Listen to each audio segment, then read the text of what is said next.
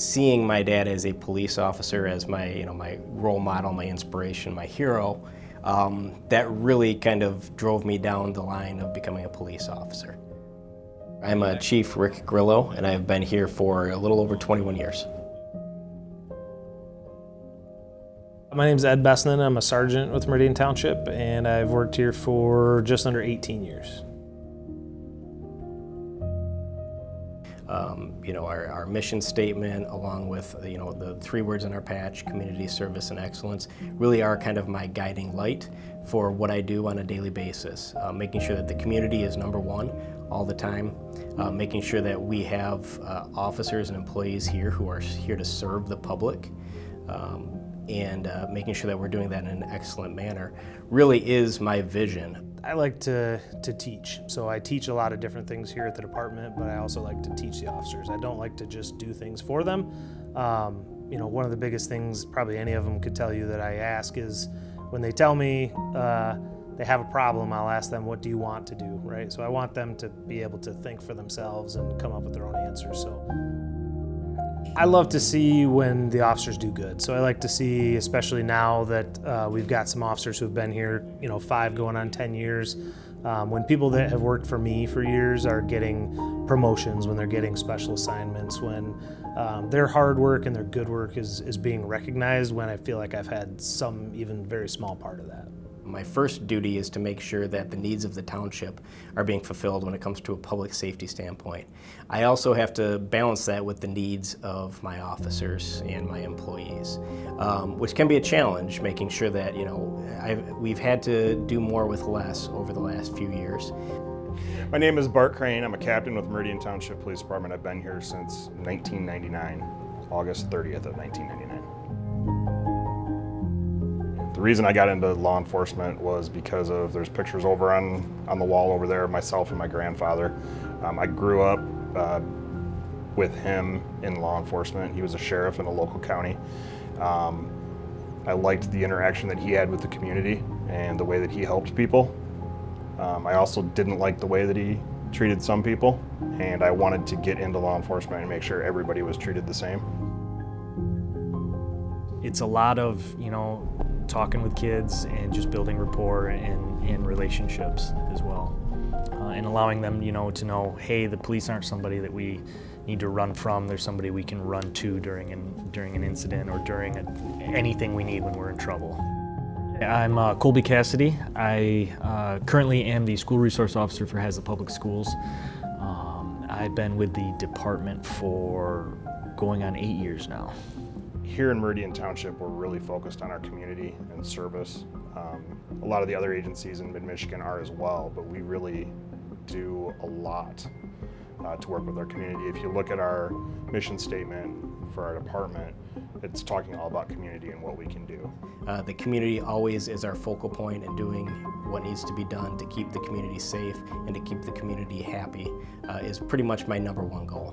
When you can connect with those students that are struggling and see them, at the beginning of the year in a bad way, and then at the end of the year, graduation comes up and they come up to me and, Officer Cassidy, thanks for everything you did. I'm so thankful for you and everything you did for me, and thanks for not giving up on me. I mean, that is the reward of a lifetime. I mean, it'll never get better than that. Hiring has been a big problem for law enforcement since the pandemic. The biggest challenges are just getting people interested in law enforcement. We've had to do more with less over the last few years. So it's been a career that is not for everybody, so it's hard to get people to want to do it and to come here. But the number of people who are going into law enforcement are dwindling compared to the past, and the population continues to grow and the needs of the public continue to grow. Trying to get people to come into this career has been challenging, to say the least.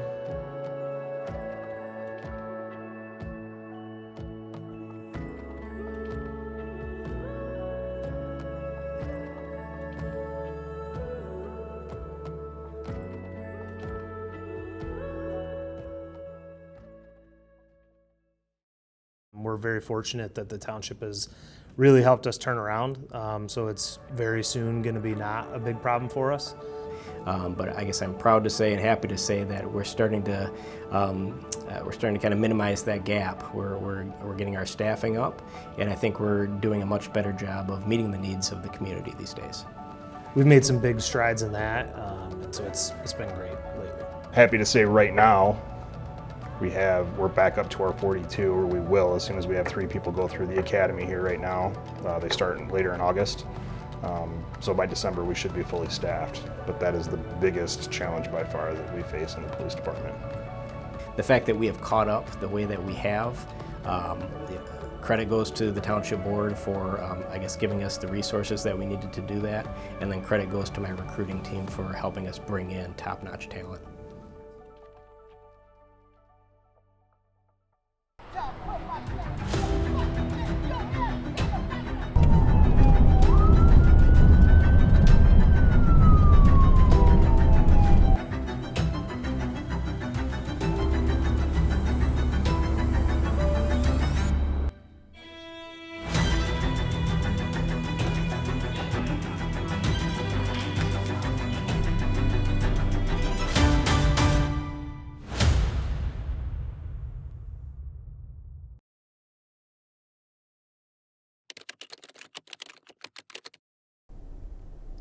A little bit.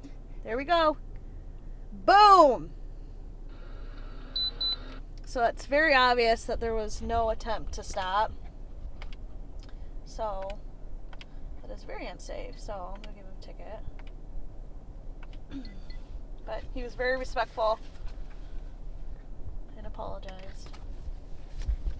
But also, he said he didn't see the stop sign, which is not an excuse, and that's actually kind of scarier than of you not seeing a stop sign and blowing it than if you see it and just deciding to go right through it, because what if there was a kid in front of him and he didn't see a kid?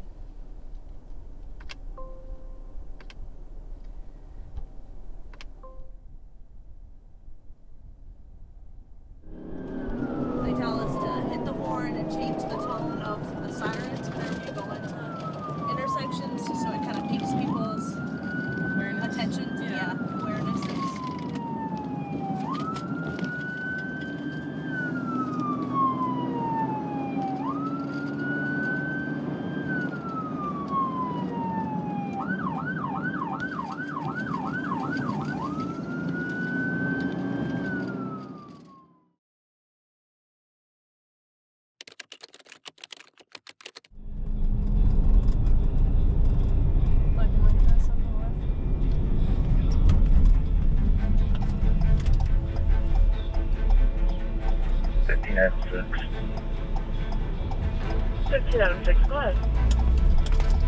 Let's call Taker Knoll, the guy that's complaining on me, can call the chief tomorrow after 8 a.m.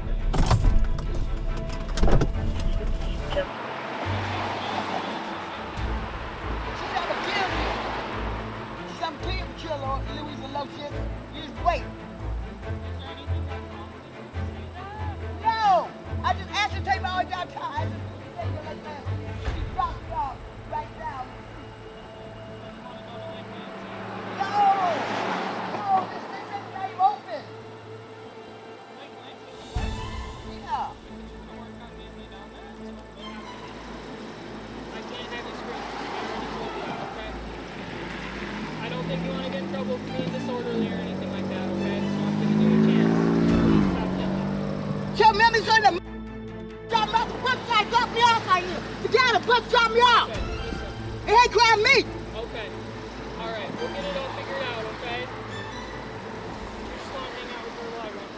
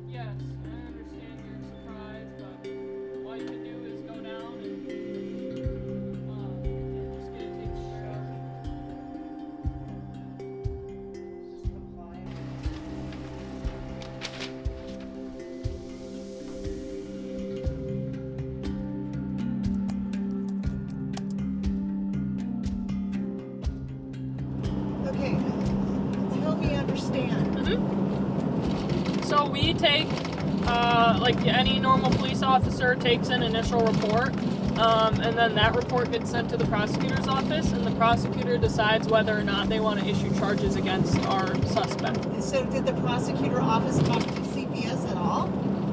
I'm not for sure. CPS doesn't really, I don't think, matters in what we do, the crime part of it. I mean, maybe part of their interview, but they don't get to request So how charges. did they even know if this was even true?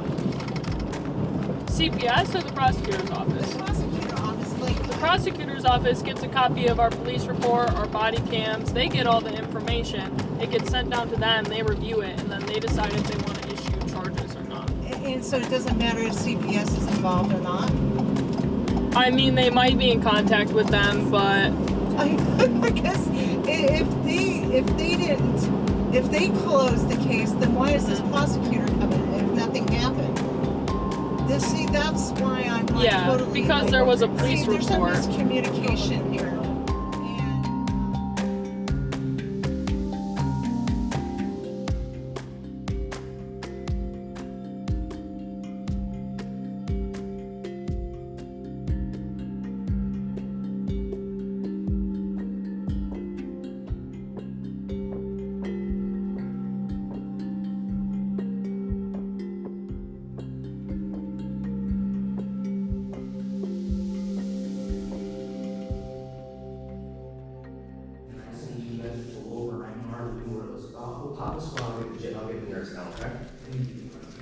And Alright, I do back in here.